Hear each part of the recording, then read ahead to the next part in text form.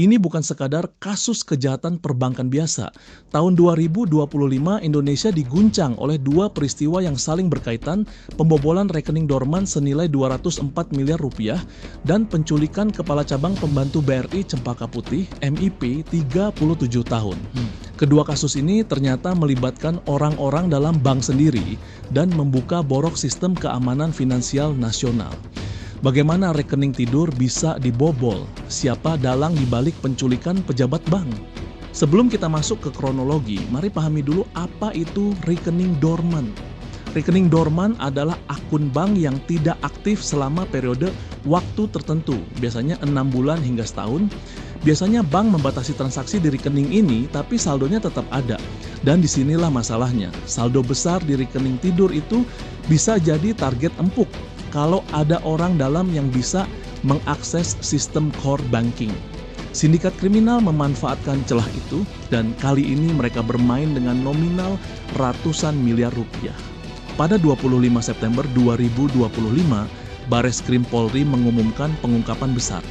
9 tersangka ditangkap dalam kasus pembobolan rekening dorman senilai 204 miliar.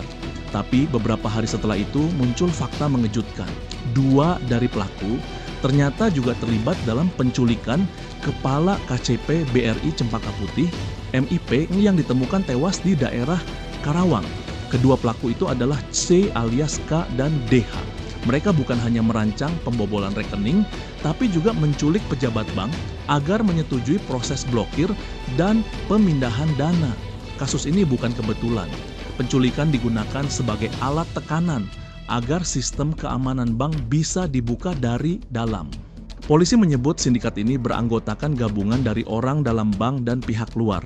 Berikut peran mereka. Pertama, C alias K, otak sindikat, penyedia data rekening dorman. Kedua, DH, pelaksana teknis mengatur penculikan dan alur pemindahan dana. Ketiga, AP, kepala cabang pembantu memberi akses ke sistem core banking. Keempat, GRH, manajer hubungan nasabah menjadi penghubung internal eksternal. Kelima, NAT, mantan teller yang melakukan transaksi ilegal dari sistem internal. Keenam, DR, konsultan hukum berperan menyiapkan dokumen pendukung. Ketujuh dan delapan, R dan TT, mengelola aliran dana hasil kejahatan ke rekening penampungan. Kesembilan, IS, pemilik rekening penampungan ikut membantu pencucian uang. Polisi menyita laptop, handphone, CCTV, hingga data core banking sebagai barang bukti. Modus mereka berlapis, mulai dari manipulasi akses internal, pemindahan dana secara diam-diam, hingga menekan pejabat bank lewat penculikan. Dari sisi hukum, kasus ini membuka fakta pahit. Sistem perbankan Indonesia ternyata belum sepenuhnya aman dari insider crime, kejahatan oleh orang dalam. Rekening dorman seharusnya diawasi ketat, tapi sistem audit dan alarm transaksi belum berjalan efektif. Dan yang paling berbahaya bukanlah teknologi, tapi manusia. Human factor seperti korupsi, tekanan, dan penyalahgunaan jabatan menjadikan sistem yang kuat sekalipun bisa dijebol dari dalam. Itulah kenapa otorisasi transaksi seharusnya tidak hanya berbasis tanda tangan pejabat, tetapi juga enkripsi ganda dan audit eksternal yang independen. Dampak dari kasus ini bukan hanya bagi bank, tapi juga kita, nasabah.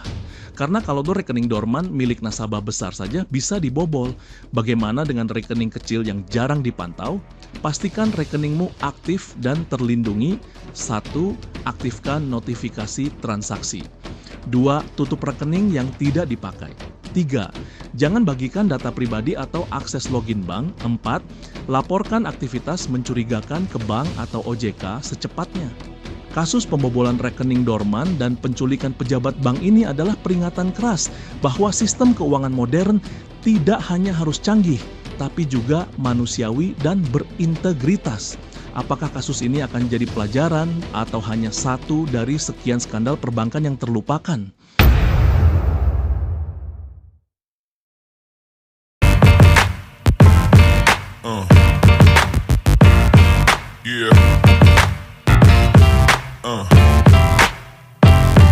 Yeah.